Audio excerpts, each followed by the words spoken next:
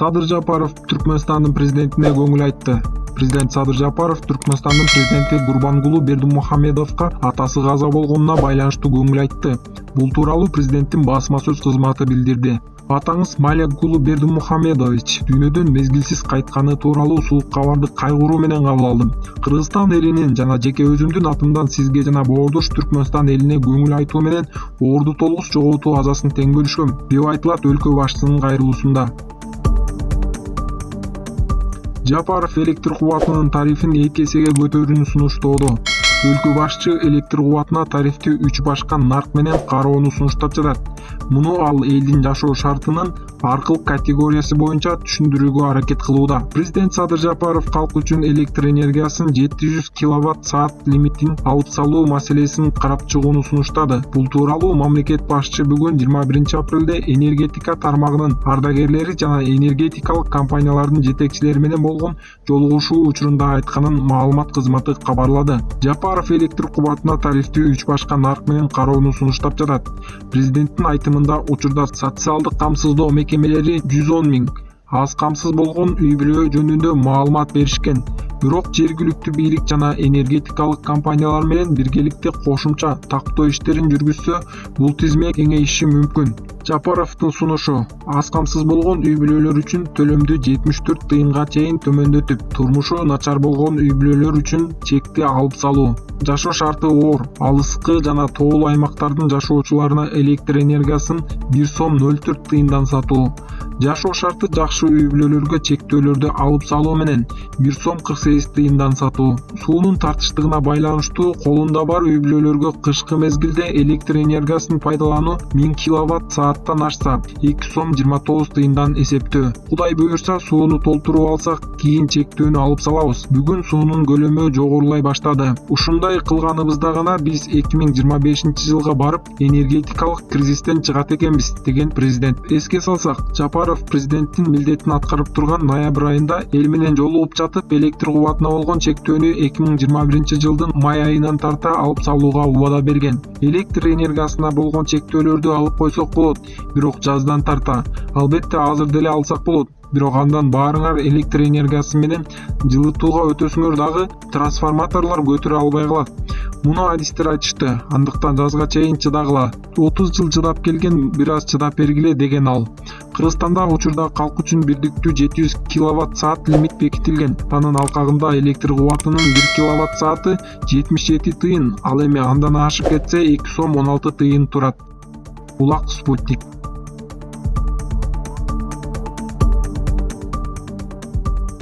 Кумар оюндары уруксат берген мыйзам долбоору кабыл алынды. Жогорку кеңештин депутаттары Ысык Көл облусунда казино ачуу боюнча мыйзам долбоорун биринчи окууда кабыл алышты. Жалпысынан 91 эл өкүлү добуш берди. Алардын 68-и макул, 23-ü каршы деп добуш берди. Буга чейин бир катар депутаттар добуш берүү учурунда кокустан мыйзам долбоорун колдоп, макул деген баскычты басып алышканын айтышкан. Аталган мыйзам долбоорун экономикалык жана фискалдык саясат комитети 6 апрелде карап жактырган. Мыйзам долбоору депутаттар Дастан Жумабеков жана Бактыбек Турузбеков тарабынан демилгеленген. Тамчы аэропортунун базасындагы 1200 гектар жерде бир нече мейманканасы менен казинонун курулушу болжолдонгон. Документке ылайык кумар оюндары ошол аймакта гана ойнотулат жана ага Кыргызстандын жарандары киргизилбейт.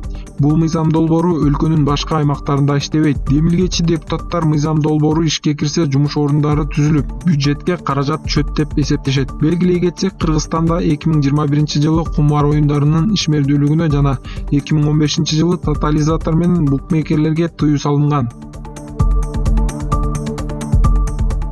Пара талап кылган милиция кызматкерлери кармалды. Пара талап кылуу фактысы боюнча 1 май районунун ички иштер бөлүмүнүн тергөөчүсү кармалды. Бул тууралуу Улуттук коопсуздук мамлекеттик комитетинен билдиришти. Маалыматка ылайык, опузалап пара талап кылуу жана пара алуу фактысы боюнча Бишкек шаарынын 1 май райондук ички иштер башкармалыгынын кызматкери АК жана Чүй облусунун Алам Өзүн районунун ички иштер башкармалыгынын кызматкери ДБ кармалды. Алар өз кызыкчылыктары үчүн МУ Т аттуу жаранга сотко чейинки иш бар деп кысым көрсөтүшкөн. Бирок кызматкерлер АК жана ДБ сотко чейинки ишти токтотуу маселесин чече алышпагандыктан опузалап талап кылуу фактылары ачыкталып кетишине жол бербөө үчүн жабырлануучуга 1500 АКШ долларын кайтарып берүүгө аргасыз болушкан. Калган 500 АКШ долларын кайтарып берүү учурунда Аламүдүн районунун ички иштер башкармалыгынын улук тергөөчүсү ДБ кармалган. Бул факт 326 берененин 1-бөлүмү опузалап пара алуу боюнча кылмыштардын жана жоруктардын бирдиктүү реестрине катталган. Азыркы учурда тиешелүү ыкчам тергөө иш-чаралар жүргүзүлүп жатканы кабарланат. Коррупцияга шектелген Жумалиев депутаттык мандатын тапшырды. Жогорку кеңештин депутаты Кубанычбек Жумалиев депутаттык мандатын тапшырды. Бул тууралуу Боршайкомдун басма сөз кызматы билдирди. Маалыматка ылайык Жумалиев өз ыктыяры менен арыз жазып, мандатынан ажыратылган. Анын ордуна парламентке Бирбол партиясынан Аманкул Токтомамбетов депутат болуп келет. Эскерте кетсек, Кубанычбек Жумалиев коррупцияга шектелип кармалган.